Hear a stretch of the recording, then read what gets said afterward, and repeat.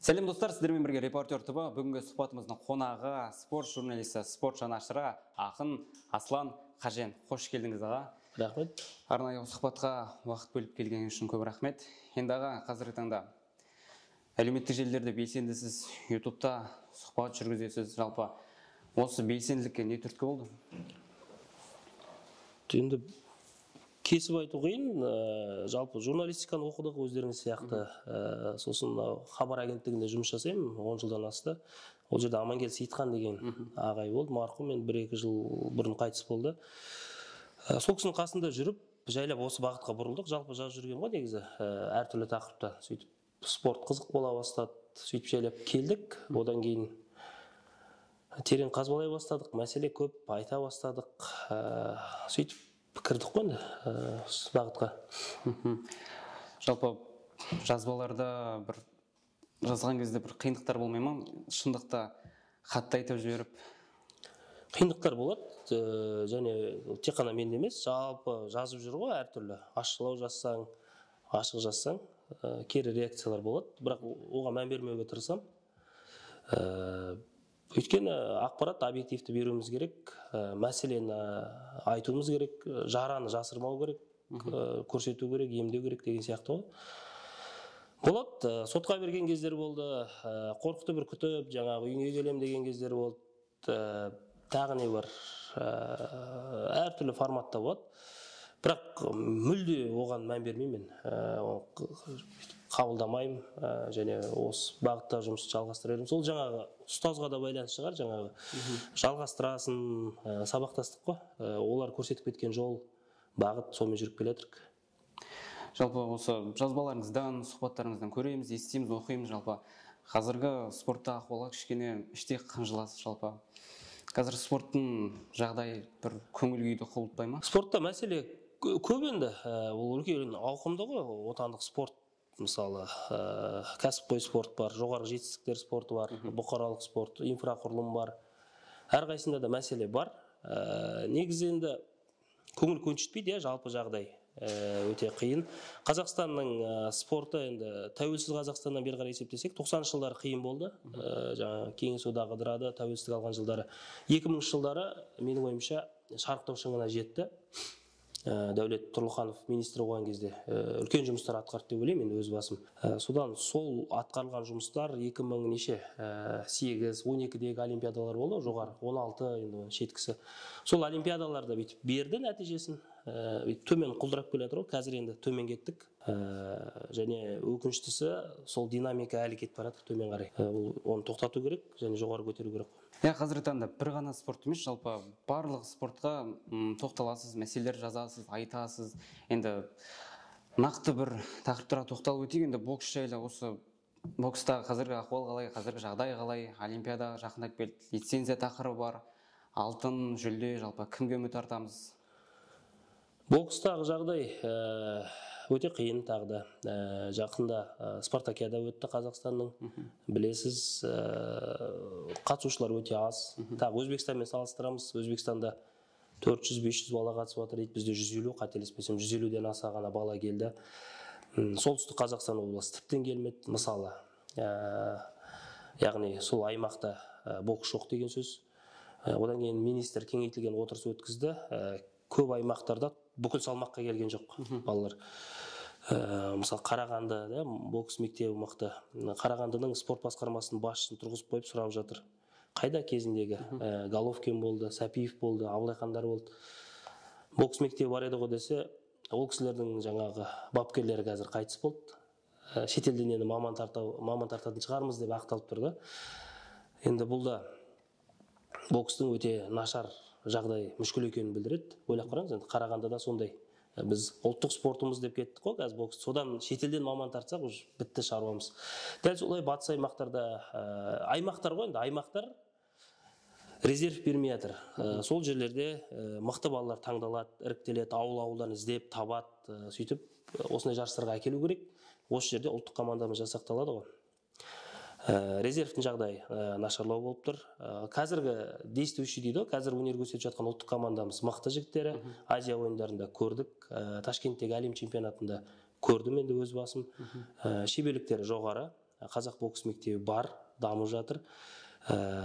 Бірақ ол әзірге жеткіліксіз. Бізде жалпы мына бүкіл спорттарды айтқан кезде бокста жүйе бір жолға қойылған бокс федерациясында. Кешенде топ бар, жалғыз осы бокстау деймін. Дәрігері бар ол жерде, жаңағы фармаколог, психолог, бір мамандар тобы жұмыс жасайды. Бірге жақсы үйлесумен жұмыс жасайды. Сол ғой нәтиже беріп жатқан. Тек қана мысалы ол Мырзағали Айтжановтың ғана жетістігі емес, команданың жетістігі.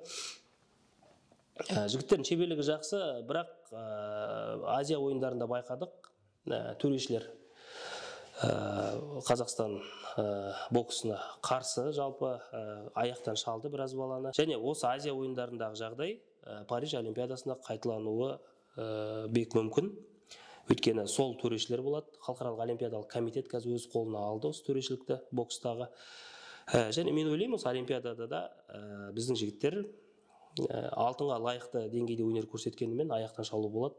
Алтын болмауы мүмкін. Енді минимум бір алтын, жоқ максимум бір алтын. Бір алтынға ғана берсе береді, бермесе мүлде жоқ деген сөз ғой бокста да. Енді жігіттер лицензияны толық алады. 7 салмақ барлығы алады, оған сенімдіміз. Бірақ медаль оның ішінде алтынның жағдайы қиын болады.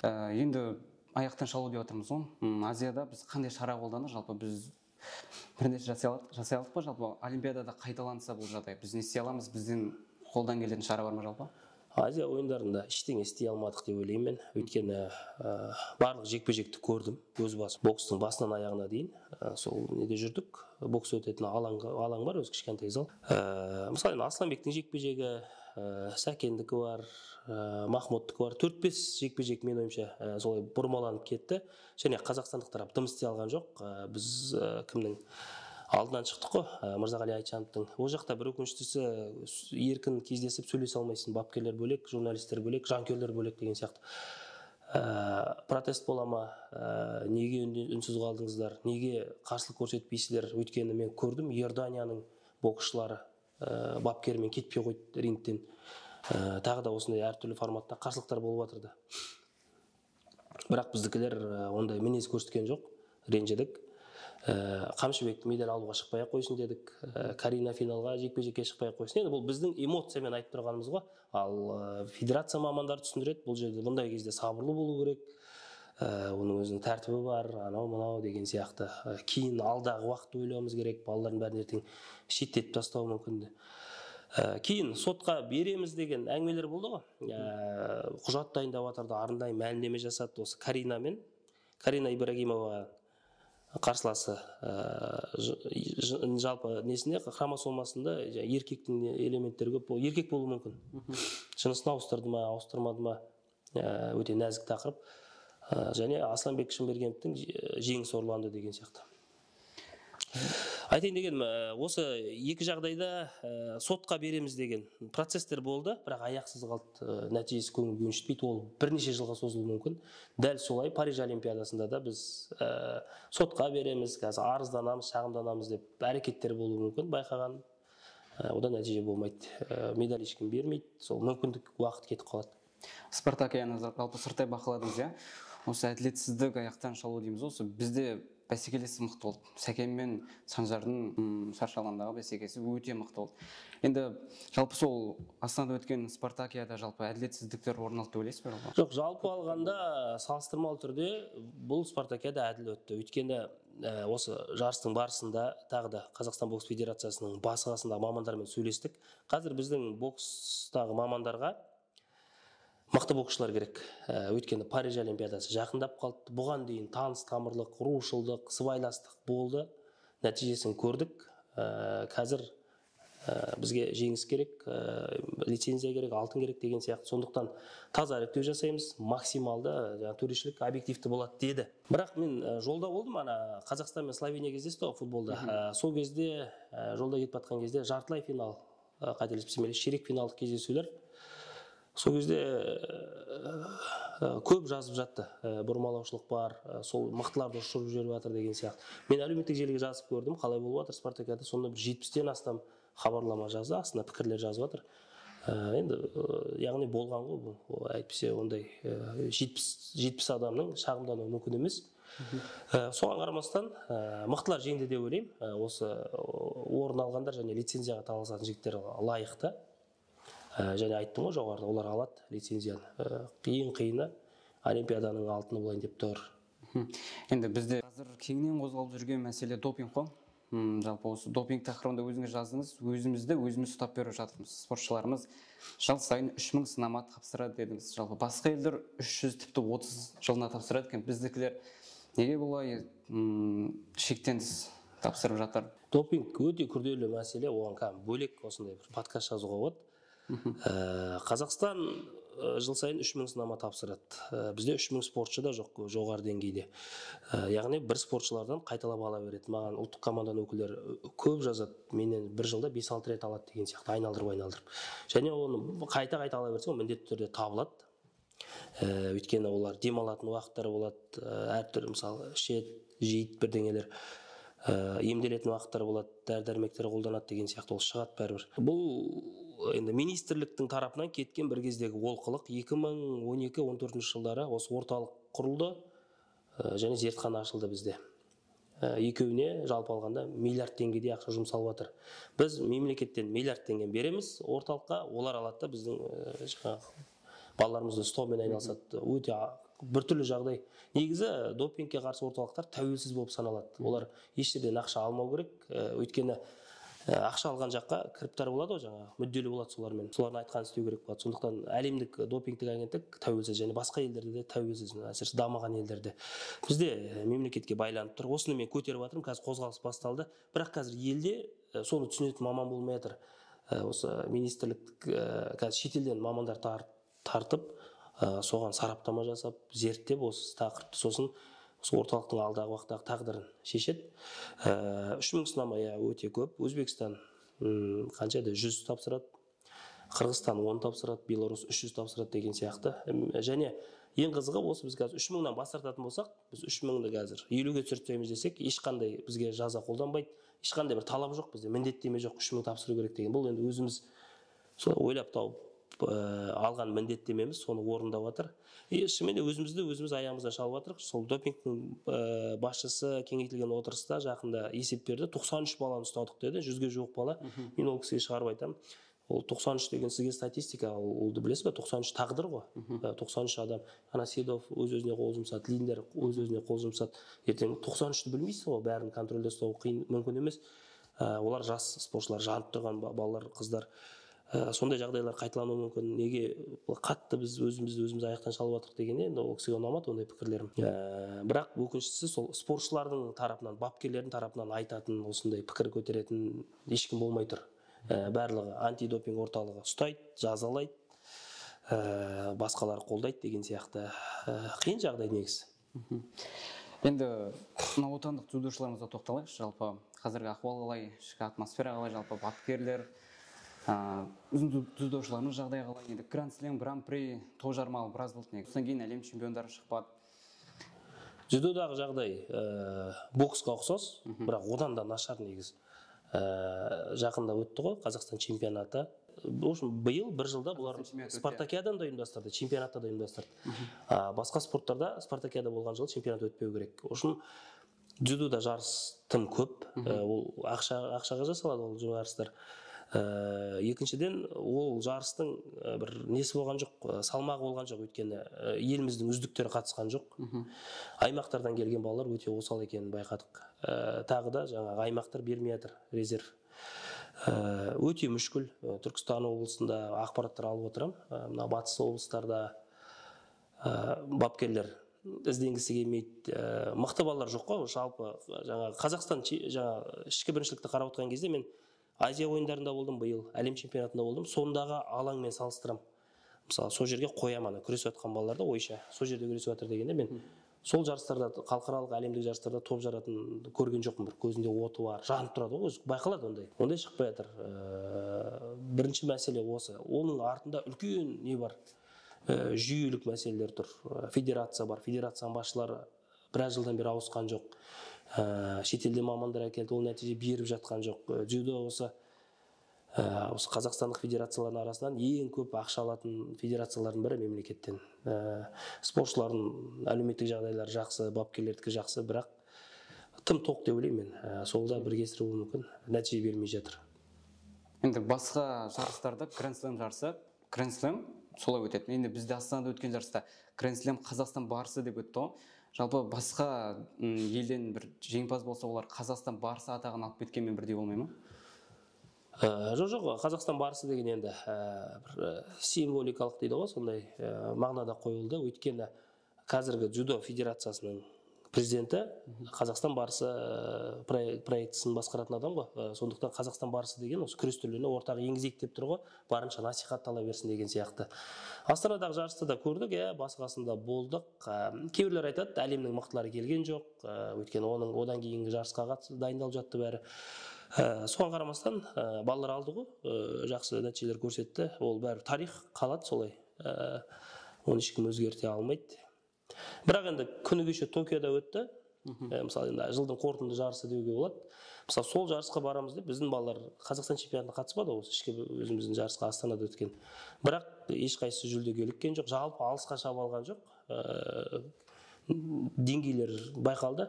Және бұл Париждегі осы жағдай қайталанады, мен сенімдімін. Мен ол бокстың мамандары да айтады, бокс деп болған, дзюдоның басқасында жүрген мамандар да айтады, алтын болмайды. Алтынға міндеттеме алып отырған жоқ. Әлі бізде дзюдода алтын жоқ. Қола болуы мүмкін, күміс болуы мүмкін. Күмісте қиын ғой финалға шығу. Жағдай нашар. Токиоға 60 килограммнан кім барады деп ойлайсыз? Жалпы Елдос қайтадан тағы да барса, бір жастардың жолын жауы болмай ма? Елдос мен ойымша бармайды. Мен Мағжан Шамшиден барады деп ойлаймын. Оның жарақаты бар, өкінішті. Бізде бір сондай керек емес кезде жарақат алып қалып жатады. Және күрделі жарақат, $10 мың жұмсалған, қазір операция жасап емделіп жатыр. Және үміттеніп отыр қазір көбі осы Парижге дейін қалпына келеді деп. Одан кейін Нұрғанат тұрған Серікбаев. Жаңа дзюдоның басқасына мамандар айтты, егер Елдос рейтингтік ұпай жинай алатын болса, қазір сол үшін күресіп жатыр ғой. Және осы 60 килограммда басқа балалар тұр ғой, біздің солардан асып түсіп жатса ғана барады. Бұлай Елдос деген аты болған үшін, бұрынғы жетістіктер үшін апармаймыз деген сияқты. Ол жауапкершілікті Елдос та түсінеді. Ол қатты ұмтылып жатқан жоқ негізі, бірақ барынша осы мүмкіндігін көріп жатыр, өзінің шама шарқын көріп жатыр. Елдосқа ешқандай реніш жоқ, жасарын жасады, барлық мүмкіндігін пайдаланды, елдің абыройын асқақтатты, отандық дзюдоға кәдімгідей серпіліс әкелді ғой. Және осы жақын болашақта Елдос дзюдо маманы болады. Осы федерацияның басқасында жүру мүмкін, бапкер болуы мүмкін. Өзінің де сөздерінен байқадым мен оны. Және бір мықты мотивация беретін, Ильядисті көп айтады, біз сол тақырыпта сөйлескенбіз, мықты мотивация береді. Және Елдос та осы команданың ішінде солай, енді кәдімгі аға болып қалған ғой. Балалар Елдосқа қарап, жаңа бой түзейді, ақыл кеңес алады, сұрайды. Елдос та кәдімгі жанып, көмектесіп жатады, жаңағы ақыл кеңесін беріп жатады, әдістерді айтып жататын. Мысалы недегі Дохадағы әлем чемпионатында жаңағы жарақаты болса орауға көмектесіп жатады деген сияқты, сондай кәдімгі тұлғаға айналған ғой дзюдодағы. Бана Ильядисті айтып өттіңіз ғой, өзбек ағайындар жалпы шетелден сондай мықты бұрынғы дзюдоистерді алып бір тәжірибе алмасып жатыр. Қазір өзбек ағайындардың жағдайы дзюдода жағдай жақсы. Жақсы нәтиже көрсетіп жатыр. Бізге тәжірибе алмасу керек. Бізде енді жүр ғой, франциялық мамандар жүр. Негізі қарсы болғанбыз о баста. Бірақ бізге айтты, шыдаңыздар, бұл кісілер енді келді, уақыт беру керек. Міндетті түрде береді. Стефаностың өзі де жаңағы айтты. Мен енді ақша үшін келген жоқпын, қолы бір қалтырап тұрып сөйлегені бар. Мен өзі Олимпиадада топ жарған, жүлдеге іліккен. Мен соны өз-өзімді дәлелдегім келеді. Ол қазақтарға емес дейді, сендерге, министрге емес, федерацияға емес, мен өз-өзіме дәлелдегім келеді дейді. Осындай балалар шығара алатынымды. Вроде жұмыстар басталған сияқты еді, бірақ бір жылдан асып кетті ғой. Жақында айтып отырмыз, қайда енді нәтиже? Парижде болмайтын, жаңа айтып отырмыз. Енді Лос-Анджелесті көздеп отыр. Білмеймін, енді Лос-Анджелеске нәтиже беру үшін тағы да қазір шама шарқымыз белгілі болу керек қой. Қазір аяқ алысымыз мықты болу керек. Оны да байқап отқан жоқпыз. Оған қатысты ақша да біраз кетіп жатыр, 3 маманға Франциядан келген. Көтереміз, федерацияға ұнамайды сындарымыз, бірақ бізге керегі нәтиже. Мына мамандардан беру керек нәтиже. Бермесе өзіміздің мамандар айналыса берсін. Өйткені біздің де мамандар бар ғой, жұмыссыз жүрген, Мұратбек Қыпшақбаев бар, Азамат Мұқанов бар. Енді Айбек Имашев отырды. Айбек Имашев келді, онда соларға айналыса берсін. Олармен сөйлесеміз, олардың да өз жоспарлары бар, өздерінің бір көріп тұр да, бір осылай істесек осылай болады деген сияқты. Егер жаңа Франция мамандарына нәтиже болмаса, өзіміздің мамандарға беру керек деп ойлаймын. Бәрібір минусқа кетсек, бәрібір нәтиже болмаса деген ол, өзіміздің мамандар тәжірибе жинай берсін. Өзбектер мықты болып кетті, жаңа айттым ғой, олардың да осы дзюдодан жарыстарына қатысушылардың саны өте көп. Азияда көрдіңіздер, Азия ойындарында қандай керемет нәтиже көрсетті, әлем чемпионатында тағы да көрдік. Жалпы өзбекстандық журналистермен бірге жүреміз ғой, кішкене қызғанышпен қарайсың, өйткені олардың спортшылары шығып жатады финалға. Өйткені финалдық кездесулер 2 сессияға бөлінеді, түстен кейін немесе кешке болады. Кешке финалдық кездесу. Біздің балалар шықпай қалады да, бірақ енді амал жоқ, финалды көресің, бірақ сол жерде өзіңнің жерлестерің болса, солармен бірге қуансаң, эмоция ғой үлкен. Солардан сұхбат алсам деп сөйтіп құлшынып тұрасың ғой, бірақ үмітті ақтамай жатады. Енді ол күнге де жетерміз. Жеткенде жеткізуіміз керек, біздер түртпектеуіміз керек деп ойлаймын мен. Әйтпесе бұйырса, бір уақытымен келеді, анау-мынау деген әңгіме қою керек. Бәрі өзіміздің қолымызда, мысалы, біздер жаспыз, сіздер жассыздар. Дзюдоның басқасындағы мамандарды, жас мамандар өзіміз сияқты, сосын ашық айтамыз. Давай бір нәтиже көрсетіңдерші. Осы жаңа мысалы Айбек келген кезде осындай бір олимпиада чемпион шықты деп айтайыншы. Өмір бойы айтып өтемін деймін ғой, Айбек істеші. Сол сияқты да, мысалы.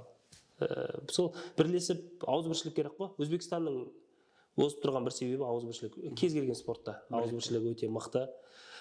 Оны Мырзағали Айтжанов та айтады, дзюдоның да мамандар айтады. Және болдым ғой мен ол жақта, Ташкенттегі әлем чемпионатында көрдім, және халықаралық жарыстарда көрем. Бізге осы жетіспей жатыр. Жаңа айттық қой, допингте өзіміз шаламыз, басқа салаларда да қазақтың жауы қазақ қана қазір. Ауызбіршілік болса, басы біріксе қазақтың мықты күшке айналады. Түсінікті. Енді өңірдегі спорттың жағдайы жайлы көп қозғап жүрсіз, айтып жатсыз, жазып жатсыз, жалпы бір өзгерейін деген бір өңірдің көрінісі бар ма? Әрине бар. Өйткені бұл сындар далаға кетіп жатқан жоқ. Біріншіден министрлік жіті бақылап отыр. Біздің жазған сызғандарымызды негізге алып отыр. Қазір енді сөйлесіп тұрамыз, жиналыстар болады, мен қатысып тұрам. Қатаң мониторинг жүргізіп жатыр. Бір өкініштісі, заң бойынша болмайды қатты тексеруге өңірлерді. Өйткені спорт басқарма басшыларын әкімдер қояды. Әкімге ғана бағынады, министрге бағынбайды аймақтағы спорт мамандары, әсіресе спорт басқармалары. Ақша өздері біледі қалай жұмсайтынын, қайда жұмсайтынын деген сияқты. Бірақ қазір министрлік енді заңға өзгеріс енгізгісі келеді, ол жақта мониторинг деген сөзді енгізгісі келеді. Тағы не бар? Аймақтағы спорт басқарма басшыларын министрлік тағайындау керек, немесе солардың кеңесімен, рекомендация дейді ғой, солардың бекітуімен жасалу керек жұмыстар. Ол бір. Одан кейін енді өзгеріп жатыр. Оралға 2 рет барып қайттым жазда.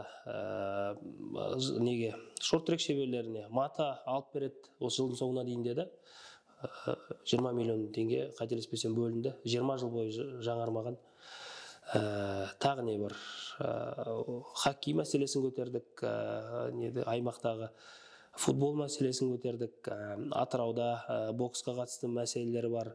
Бәрі ескеріліп жатыр. Жетісу өңірі, Талдықорған қаласында біраз спортқа қатысты мәселелер шығады, айтамыз, және сәйкесінше нәтижелер бар. Енді өзіңіз көп жерде айтасыз ғой, Қазақстанға легионер керек емес. Белгілі бір деңгейде дәрежеге жетістікке жетеміз, қарагөз балдарымыз ойнасын, олимпиада солар барсын дейді. Жалпы не үшін қажет емес? Легионерлер 90 жылдары, тәуелсіздік алған жылдары қатты соларға мұқтаж болдық. Өйткені Қазақстанның туын көтеру керек болды, атын шығару керек болды. Жалпы ешкім білмеді ол кезде. Және көп тарттық, олар миссиясын орындады. Енді қазір 30 жыл өтті, оған біз мұқтаж емеспіз, Қазақстанды біледі. Сол, мысалы айтып отырмын ғой, 30 жыл аралықта 130 қателеспесем, менде нақты әрқайсының аты жөні бар, спискісі бар. 130 қателеспесем бізде олимпиадалық спорт түрлерінде футбол, хоккей, баскетболды алып тастағанда олимпиадалық спорт түрлерінде 130 адам болған. Және сол тізімді қарап отырсаң, көбі кетіп қалған. Ушел исторический родину деп тұр да соңғы неде. Көбі, яғни біздің ақшамызды алып кетіп қалып жатыр. Бір себеп осы. Олар Қазақстан спортына ешқайсының жаны ашымайды. Біздің салт дәстүрімізді ұғынғысы келмейді, менталитетімізді қабылдағымыз келмейді, тілімізді үйренгісі келмейді деген сияқты. Барлығының енді ақша ғой көздегені. Екіншіден, олар қазақ балаларының жолын жауып тастайды. Қазақ қыз жігіттері солардың кесірінен халықаралық жарыстарға қатыса алмайды, тәжірибе жинай алмайды. Айтып жүргенім сол ғой, жеңілсек те, Парижде болсын, басқа жарыстарда болсын, қазақ балалары көбірек бара берсін, өйткені олар көреді, сезінеді атмосфераны. Ол үлкен шеберлік мектебі. Кейін сол жиған тергенін елде қолданады. Өйткені ол кете алмайды, оның басқа елі жоқ. Басқа елде өмір сүре алмайды, тек қана осы Қазақстан оның отаны. Тек қана Қазақстанмен болашағымен байланыстырады да өзінің тағдырын. Және ойлаймын, ауыл-ауылда болсын, қалаларда болсын, сол залдарда көрген түйгенмен бөліссе, көрсетсе. Сонда ғана отамыз, легионерлерге енді онсыз да көп неміз кетті, есеміз кетті. Мысалы, Ниджат Рахимов допинг қолданғаны ресми расталды. Қазір Ниджат қайда? Мен тауып алған жоқпыз біз. Былтырдан бері хабарласып жүрміз. 16-да Олимпиаданың алтын алды ғой. 2015-те әлем чемпионы oldu. Оның қателеспесем әлем чемпионы атағы қалды, иә? Иә, Ниджат енді тауып алмадық. Мен қазір білмеймін, ол Әзербайжаннан әкелінген спортшы ғой. Әзербайжанға қайтып кетіп қалды ма? Азаматтығы бар ма ода Қазақстанның, білмейміз. $250 мың сыйақы алады, 3 бөлмелі пәтері бар, оның сыртындағы анау көлігі бар, шапаны бар деген сияқты. Басқа әйтеуір, бірақ осы мемлекет берген сыйақыны қайтару керек деп ойлаймын. Өйткені жаңағы арбитражда соттың бөлімі осы допингке қарсы алаяқтық деп ашық айтып отыр ғой. Бұл айналысқаны алаяқтық, ол жаңағы сынамалардың орнын ауыстырып жүрген, өзінікін басқа біреудікін беріп жүрген. Енді алаяқ дегенді халықаралық деңгейде айтылып тұрса, болды ғой онда. Өкініштісі бізде сол механизм жоқ қайтаратын. Ол бір легионер. Дәл солай Манеза, кезіндегі Чиншанло, бәрі солай ұсталды емес пе, Подобедова. Солай кетіп жатыр міне, легионер деген сол ғой. Сонда бүгін нүкте қойды, 2016-та болған дүние сол нақтыланды, бүгін нақты айтты. Иә, өйткені апелляциялық шағым тастаған ғой. Солмен Ниджат 1 жылдай уақытты отты деп ойлаймын. Уақыт созу үшін жасалған нәрсе. Ол апелляциялық шағым берген, арызы тыңдалған былтыр қыркүйекте. Бүгін соңғы шешімі шықты. Апелляциялық шешім қаралмайды. Допинг сынаманы ауыстырып жүргені анықталды. Ресми расталып отыр деп. Иә, болды уже. Көп рахмет аға. Енді сұхбаттың басында айтып өттік, сізді ақын деп айтып өттік, бір атап өттік. Енді осы бір шығармашылығыңыздан бір сіздер сияқты студент кезде енді журналистика факультеті, филология факультеті сол әдебиетке жақын ғой, оқимыз. Сосын әр аймақтан жиналады. Мен Алматыда оқыдым. Осында да сондай атмосфера ғой. Бір-бірімен сөйлеседі, айтыскер жақындар бар, жазбашы жақындар. Сол кезде енді жазып жүрдік, кітаптар шығарып жүрдік, сатып жүрдік. Тіпті табыс көзі болды ол. Біраз пайда да келді. Сол кезде шығардық. Қазір енді жаңағы ғой, осы спорт журналистикасындамыз. Рахмет аға, енді осы жеңісті күндердің жарысшы болып жүре беріңіз. Сізге көп рахмет, осы алтын уақытыңызды бөліп келгеніңізге. Сіздерге де рахмет. Хабарласқанда ана жолы айтпақшы келдім ғой, Сейдахмет Бердіқұловтың аудиториясы ашылғанда көрдім. Оған дейін де білем, Ермұхамед Мәулен үнемі салып жүреді. Спорт журналистикасы бағытында оқытыла бастады. Осындай жұмыстар атқарылып жатыр деп кездескенде де айтып отырады. Ол мақсаты сол. Осы Амангелді Сейітхан бар, қазіргі кімдер бар, Несіп аға бар, Қыдырбек Рысбек бар, солардың ізін жалғайтын осы Сейдахмет Бердіқұлов деген сияқты, оның ар жағында көп болса, солар көп шындықты айтса, сол арқылы елдегі жағдай, отандық спорттағы жағдай түзелсе деген ниет қой. Сондықтан бастамаларыңызға сәттілік тілеймін. Рахмет аға. Енді біздің сұхбатымыз осымен тәмам. Арнадан алыстамаңыздар. Сіздермен бірге болған мен Әділет Жұмагелдиев және Репортер ТВ арнаға кіріп лайк басып, пікір жазып, қолдап отырыңыздар. Аман, сау болыңыздар.